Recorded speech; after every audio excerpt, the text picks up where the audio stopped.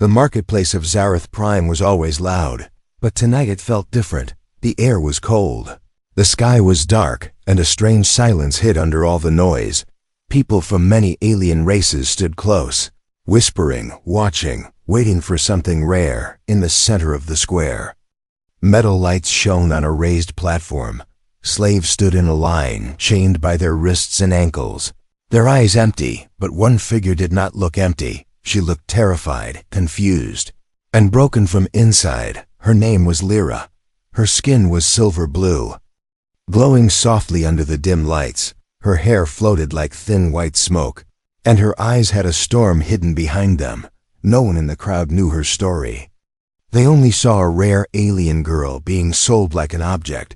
But Lyra knew the truth. She was here because her own people betrayed her. They called her cursed, dangerous, wrong for their world, so they sent her away in chains. They sold her to strangers, to monsters, to anyone willing to pay, the auction master shouted loudly. Next item, one young female from the Varine race. Extremely rare, extremely valuable. The crowd leaned forward, curious, hungry, excited. Lyra's heart beat fast. She tried to hide her shaking hands. She tried to breathe, but fear burned inside her like fire. A heavy alien guard pushed her forward. The crowd gasped at her glowing skin. Some whispered about her beauty. Others whispered about her price, and some whispered about rumors. Rumors that Varine girls could make light appear from their hands. Lyra looked down at the floor, wishing she could disappear.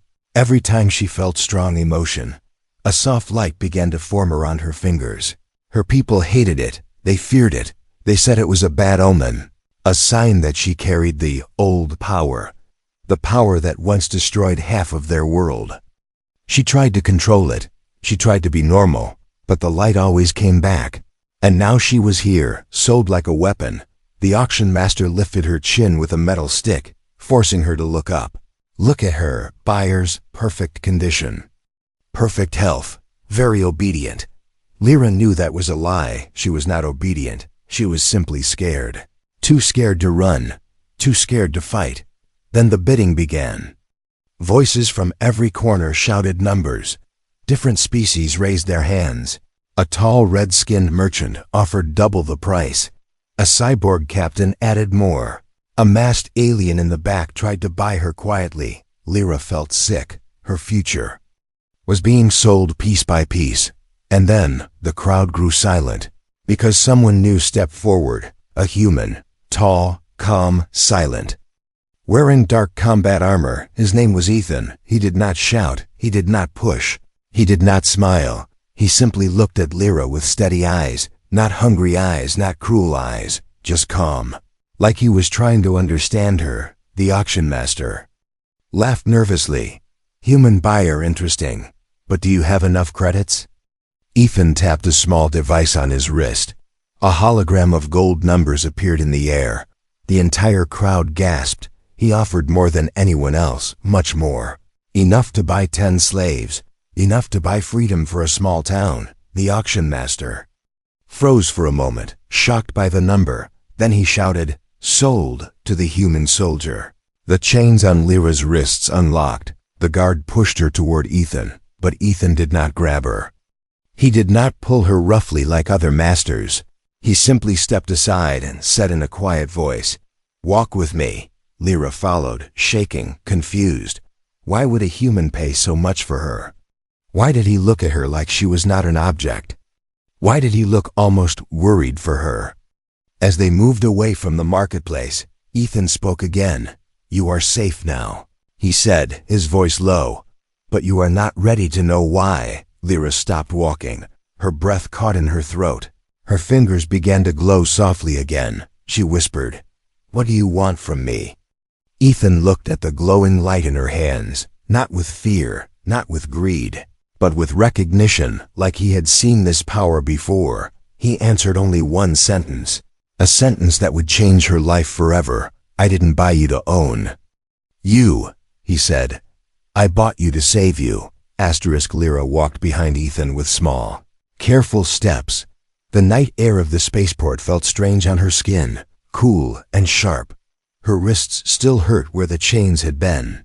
Her mind kept repeating the same question again and again. Why would a human buy her with such a high price? And why would he say he wanted to save her? The path ahead was quiet. Machines hummed. Ships lifted slowly into the sky, and neon lights flickered like dying stars. But inside Lyra's heart, there was only fear. Fear of the unknown human walking just a few steps ahead. Fear of what he really wanted. Fear of what would happen next. Ethan did not look back at her. He kept walking with calm, steady movements, not fast, not slow, like he wanted her to know she could keep up. Like he was giving her time to breathe. Finally they reached Dock 47. A small human ship waited there, dark gray and quiet.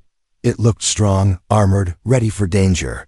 Lyra stopped at the bottom of the ramp, staring, unsure. Ethan turned slightly and said, "You can come inside." His voice held no command, only a simple invitation. She hesitated. All her life she had been told humans were cold, violent, selfish, but this one did not match the stories. Still, fear pulled at her like a heavy chain. Ethan noticed. He stepped aside, giving her space, not pushing her. "There are no chains in my ship," he said quietly, "and no one will touch you without your permission." The words hit her like a shock. No master spoke like that. No owner cared about permission. For a moment she wondered if he was joking, but his eyes were serious and steady. Slowly, she walked up the ramp and entered the ship. The air inside was warm. Soft lights glowed along the walls. The space felt clean and safe, not like a place for a slave, more like a home for a small crew. Ethan closed the door behind them with a soft click. Lyra flinched, expecting danger. Instead he said, "You must be cold," and he walked to a storage unit. Pulling out a folded blanket, he placed it on a chair beside her. "You can use it if you want." Lyra stared at the blanket, confused. No one had ever offered her comfort before. She waited for the trick, the hidden threat. But Ethan simply walked to the control panel and began checking the navigation screens. Minutes passed in silence. Lyra sat slowly, wrapping the blanket around her shoulders. It was warm and soft. She tried not to cry. She did not want to look weak in front of a stranger. Ethan finally spoke, still facing the screen. "Do you need water?" Lyra froze. "Yes," she whispered, voice shaking. He nodded, opened a small container, and handed her a bottle. She held it carefully, as if it was a precious thing. To her, it was. Slaves were not given clean water often. She drank slowly. Her hands trembled. Ethan did not stare or rush her. He simply waited for her to finish. After a long moment, he turned toward her.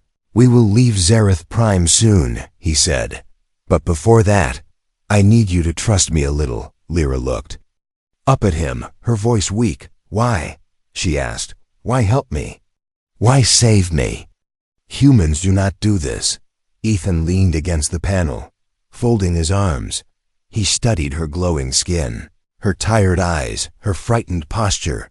"You are not safe here," he said, "and your abilities make you a target." Lyra felt her heart jump.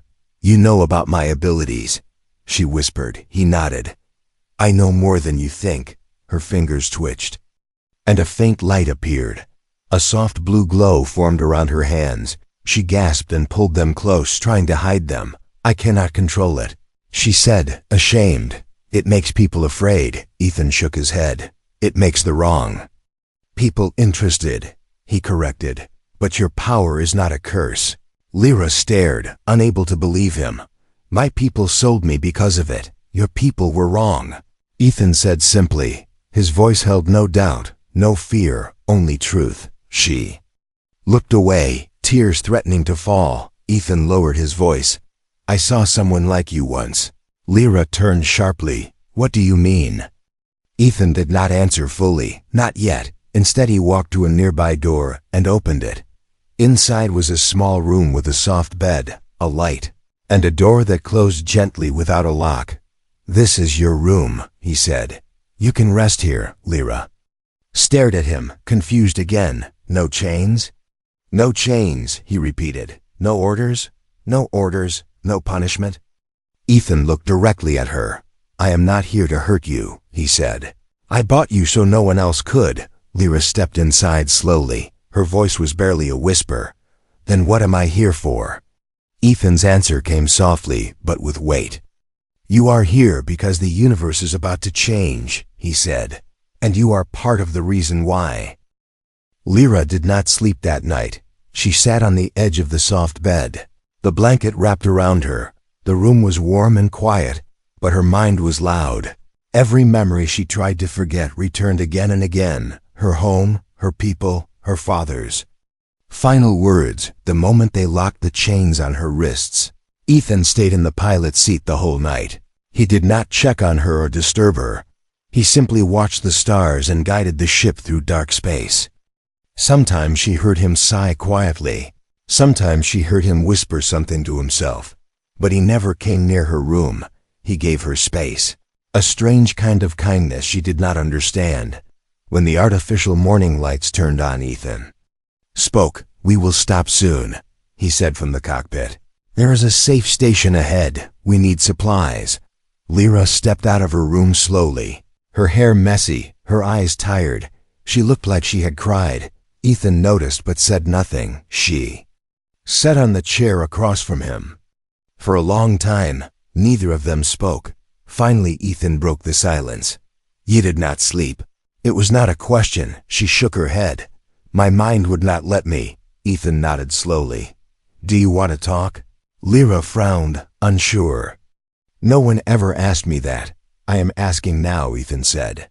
You do not have to, but you can. Lyra looked at her hands. A faint glow flickered in her palms. Small circles of light appeared and disappeared like frightened fireflies. She took a deep breath. My people call this light the first spark. She said quietly, long ago, our ancestors used this power to shape our planet. They built cities of light, healed land, protected life. But then the spark grew too strong in some people. It changed them, made them dangerous. She closed her hands, the glow fading. They destroyed half our world, she whispered. A shadow passed over Ethan's face. And that is why your people fear you. Lyra nodded slowly. They fear what happened long ago. They fear that history will repeat. Ethan listened with full attention, not interrupting, not judging. Lyra continued. When I was young, lights appeared whenever I got scared or sad. People whispered that I was cursed. Children ran away from me. Even my own family started keeping distance. Her voice cracked slightly. I tried to hide it, she said. I wore gloves. I stayed silent. I avoided everyone. But the light always came back. She wiped her eyes with the blanket. One day, during a storm, I got frightened and lost control. A bright wave of light exploded from me. It broke 3 trees and shattered the ground. After that, my village decided. She paused, her breath shaky. Ethan leaned forward slightly, but still kept distance. What did they decide? Lyra's voice dropped to a whisper. They decided I was too dangerous to live with them. Silence filled the room, heavy and painful. They took me to the city, she continued. Officials examined me like an object. They said I had the ancient energy, the same type that destroyed our world, so they sold May to whoever would take me away. Ethan clenched his jaw, anger flickering in his eyes. Lyra did not notice. She was lost in her story. They chained me and sent me to Zareth Prime. I thought maybe someone would help me. But everyone saw only a powerful slave. She lifted her wrist, showing the bruises. No one asked my name. No one cared.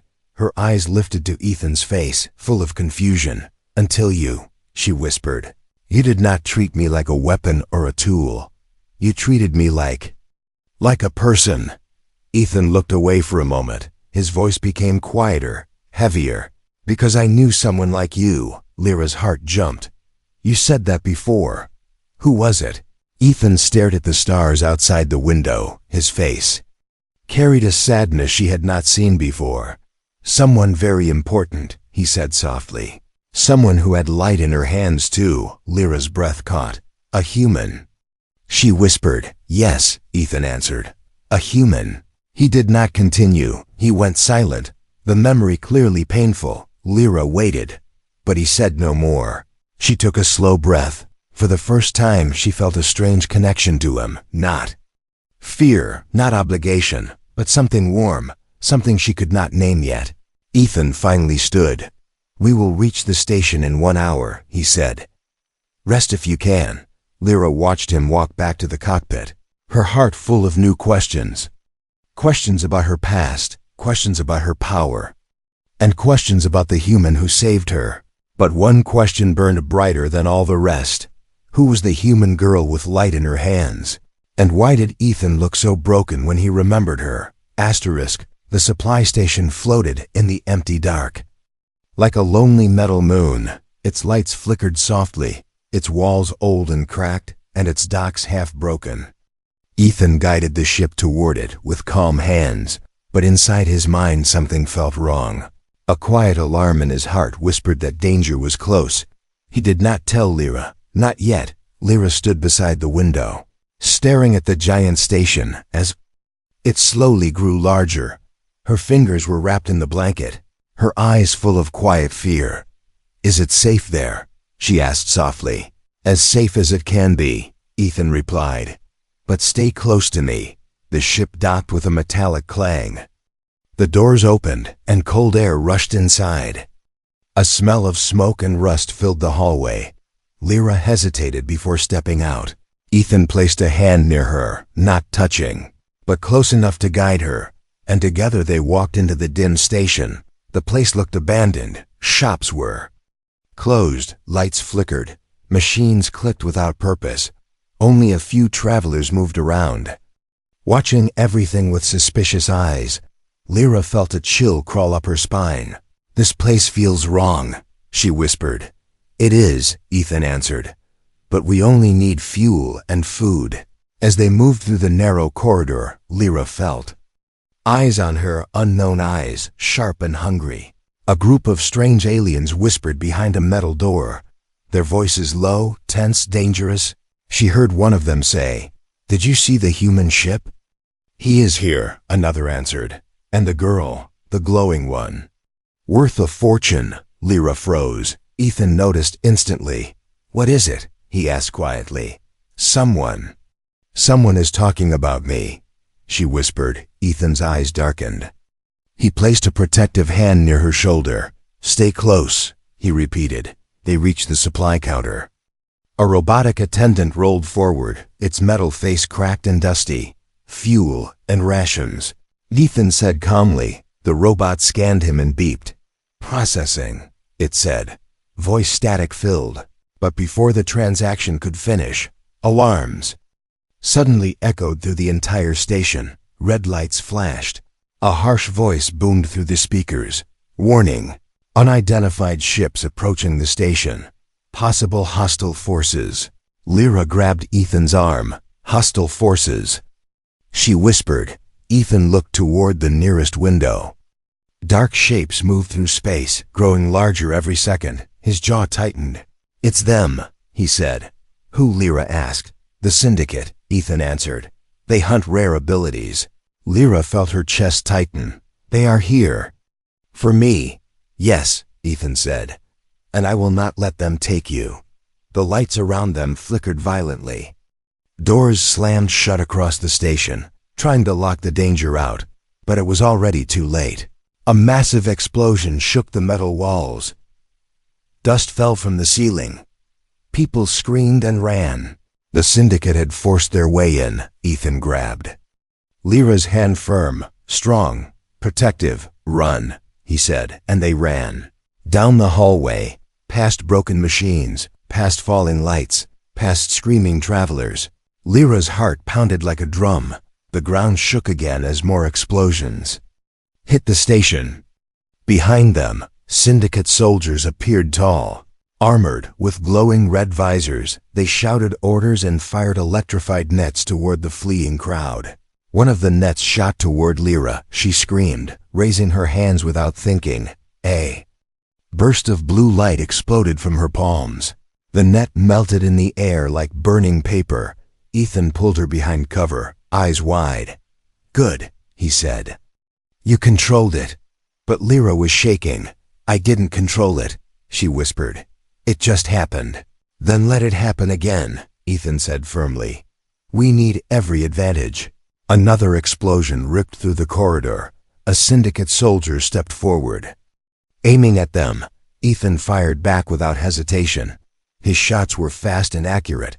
The soldier fell with a crash of metal armor. "Move," Ethan said, pulling Lyra to the next hallway. But Lyra stopped suddenly. Her entire body trembled. The light in her hands flickered uncontrollably. Small sparks shot into the air. "I can't, Ethan, I can't control it." He held her face gently, forcing her to look into his eyes. "You can," he said. "You are stronger than your fear." The light grew brighter, spreading from her hands to her arms. A syndicate soldier turned the corner, ready to fire. Lyra screamed, and a wave of pure blue energy exploded outward, throwing the soldier back like a rag doll. The walls shook, the lights burst. The floor cracked. Lyra fell forward, shaking. Ethan caught her before she hit the ground. Her voice trembled. "I didn't mean to." "I know," Ethan said softly. "But you saved us." The alarm kept screaming. More soldiers were coming. The syndicate wanted her. They would not stop. Not now, not ever. Ethan lifted her gently. "We have to reach the ship," he said, "and we have to survive." Lyra looked up at him through tired eyes. "I am scared," she whispered. Ethan held her close. "I know," he said, "but you are not alone anymore."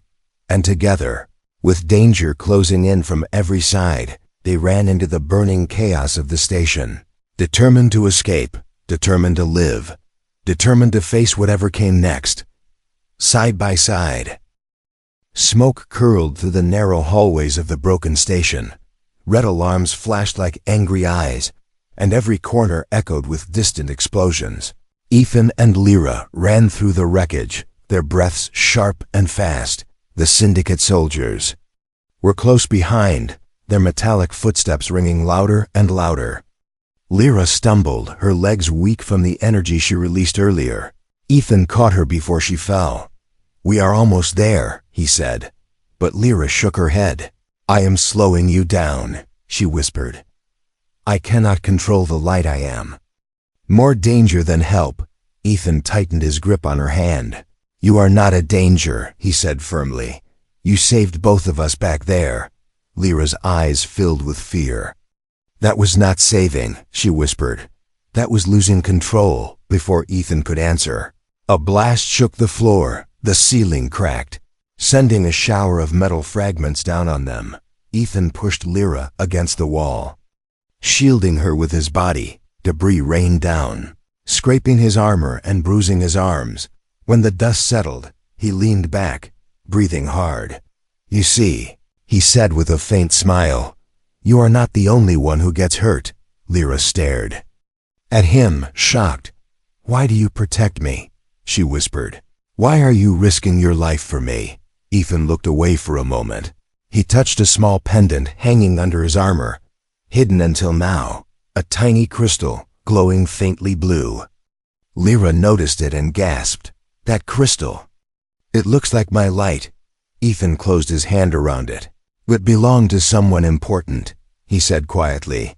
"A human girl. Her name was Arya." Lyra's heart tightened at the sadness in his voice. "What happened to her?" she asked. Softly, Ethan exhaled slowly. "She was like you," he said. "She had a special power, a light that came from inside. But our world did not understand her." He touched the cracked wall beside them, as if steadying himself with the memory. "Some humans feared her," he continued. "They tried to take her power, control her, use her." Lyra's eyes widened. "Just like the syndicate." "Yes," Ethan said.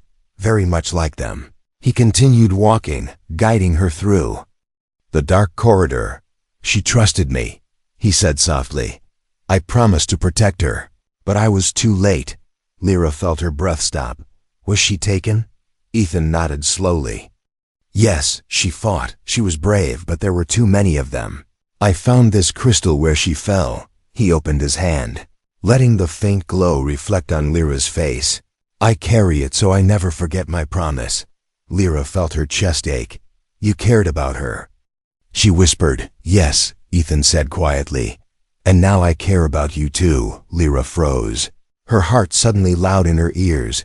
Me? Ethan looked into her eyes. Yes, he repeated.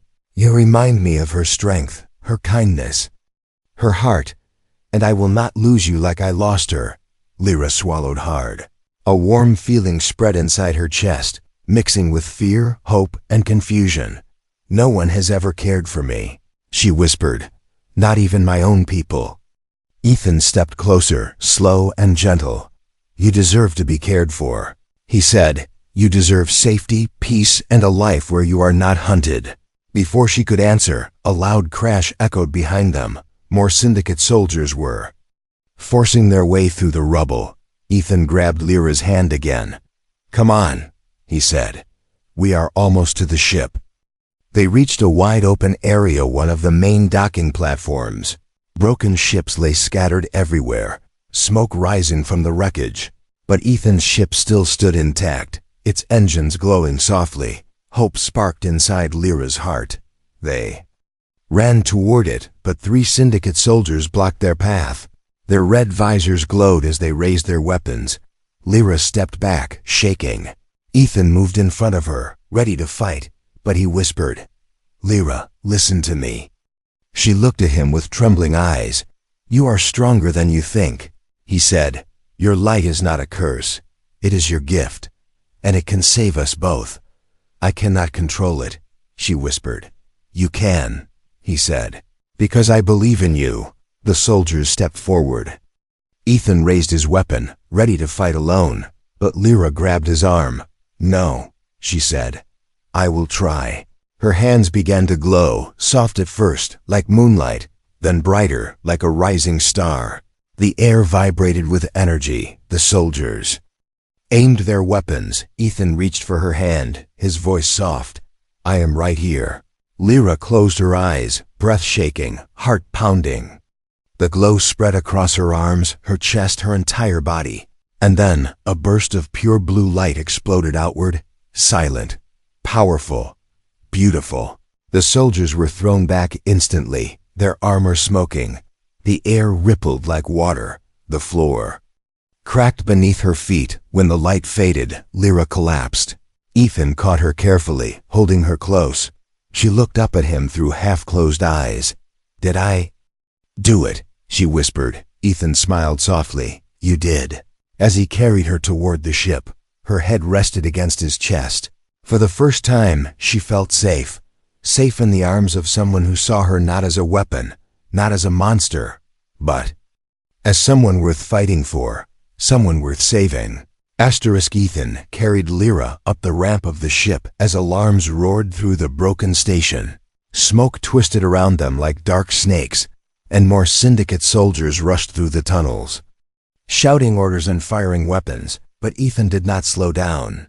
Not for 1 second. He held Lyra close. Her glowing skin pressed weakly against his armor. When the doors slid shut behind them, he laid her gently on the seat and rushed to the controls. Lyra's breathing was uneven, her body shaking from the power she had released. Ethan touched her shoulder softly. Stay with me, he whispered. You did well. Lyra opened her eyes slightly, her voice thin. They will keep coming. I know, Ethan said. But they won't take you. The engines roared to life, shaking the whole ship. Through the window, syndicate gunships flew toward them like dark metal birds, their red lights flashing like hungry eyes. Ethan pushed the controls forward. The ship shot out of the dock at full speed, leaving trails of fire behind, but the syndicate fleet followed. Their ships spread across space like shadows cutting across the stars. Laser fire flashed all around them, painting the darkness with bright, deadly lines.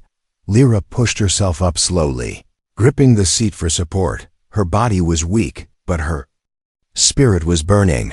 Why are they after me so much? She whispered. Ethan didn't look away from the controls as he dodged another blast. Because your power can tip the balance of war. War! she repeated weakly. Yes, Ethan said. A war most people don't know about. He angled the ship sharply, causing enemy fire to miss by inches. But the Syndicate knows. He continued. They want to use your light to grow stronger. And if they do, his voice turned cold, entire worlds will fall. Lyra felt a deep cold fear in her chest. I never wanted this, she whispered. I never wanted to hurt anyone. Ethan glanced back at her, eyes soft but firm. You are not hurting anyone. You are saving lives just by surviving. The ship shook violently as an enemy blast scraped their hull. Warning lights flashed inside the cockpit. Lyra grabbed the armrest. They are getting closer. Yes, Ethan said. But I have an idea. He pressed a hidden switch under the dashboard. The ship's lights dimmed. The engines changed their sound, and the whole craft began glowing faint blue. What is happening? Lyra asked. A trick I learned from Arya, Ethan said. His expression tightened with the memory she used. Her light to bend signals around her, making enemies lose her position. Lyra's eyes widened. You mean? She had powers like mine. Yes, Ethan said. Different, but still a light from within.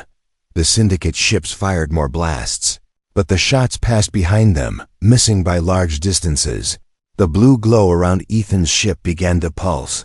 We are invisible to their scanners for a few minutes, Ethan explained, but only because of something you did.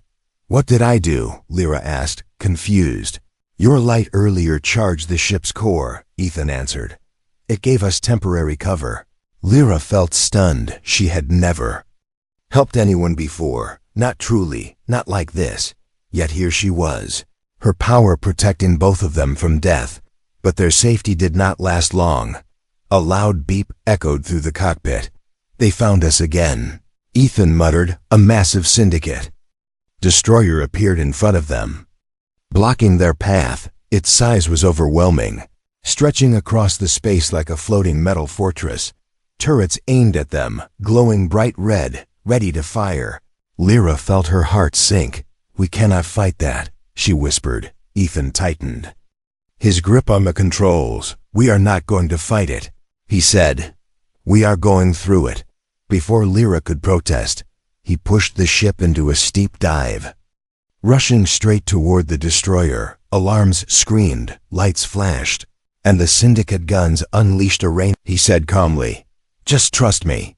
The ship rocketed toward the destroyer's lower side, where a small gap existed between the armor plates. Enemy fire chased them like fiery arrows, missing by inches. Lyra felt her power stirring again. Trembling under her skin, her palms glowed softly. She whispered, Please, please work. A thin shield of blue light formed around their ship, small, weak, but enough to deflect the first few shots. Ethan looked at her with surprise and pride. You are doing it, he said. You are controlling it. Lyra gasped as the shield flickered, then grew brighter, stronger, smoother. Her fear did not overpower her this time. Her power flowed like calm water instead of wildfire. The ship crashed through the gap under the destroyer, scraping metal, sparks flying everywhere. But they came out the other side alive. Behind them, the Syndicate destroyer struggled to turn around. Too massive and too slow. Ethan exhaled with relief. Lyra collapsed back into her seat, exhausted but smiling weakly. I did it, she whispered. Ethan reached out and touched her hand gently. Yes, he said softly. You did. But the danger was not over in the distance. Dozens of Syndicate ships regrouped, spreading out like dark wings. Lyra looked at them with wide eyes. They will keep coming. Yes, Ethan said. But now they know something. Lyra looked at him, confused. What do they know? That you are no longer helpless, Ethan said. That you are learning, and that scares them. Lyra felt a small spark of pride in her chest, for the first time in her life. She was not just running, not just hiding, she was fighting back, and she was not fighting alone, not anymore. The Syndicate fleet gathered behind them like a storm, made of metal and fire. Dozens of enemy ships spread across the dark space. Hunting, searching, waiting. But inside Ethan's small ship there was silence. A calm silence that came only after surviving the impossible. Lyra sat beside Ethan, her body weak but her heart stronger than ever. Her hands still carried a faint glow, soft and peaceful. She stared at the stars outside the window, feeling the weight of everything she had lived through, her people's betrayal, the chains, the pain, the fear, and now this strange confueling of hope. Ethan checked the controls, adjusting broken wires and damaged panels. The ship was hurt, but not defeated, just like them. He turned to her with tired eyes. "You should rest," he said gently. Lyra shook her head. "No," she whispered. "I want to know where we are going." Ethan looked at the star map glowing on the screen. "Far away," he said. "To a place where the Syndicate won't find us." Lyra tilted her head, curious. "Is there such a place?" Ethan gave a faint smile. "I know one," he pressed. A button, zooming in on a small glowing dot. "A planet called Solara," he said. "Quiet, peaceful, hidden behind nebula clouds. No Syndicate base, no authorities who hunt abilities." Lyra's eyes softened with longing. "A place like that exists." "Yes," Ethan said. "I lived there for 3 years." Lyra blinked in surprise. "You lived there?" Ethan nodded slowly. "With Arya," he said quietly. Lyra's breath caught. "Oh," she whispered. Ethan didn't look sad this time. Instead he looked peaceful. "She loved that world," he said. "She said one day, people like her and people like you should live somewhere they don't have to hide." He looked into Lyra's eyes. "And I want you to have that chance." Lyra lowered her gaze, her hands trembling softly. "I do not know how to live free," she said. "My whole life I was a danger, a mistake, a problem." Ethan shook his head. "You are not a mistake," he said firmly. "You are a survivor. You are powerful.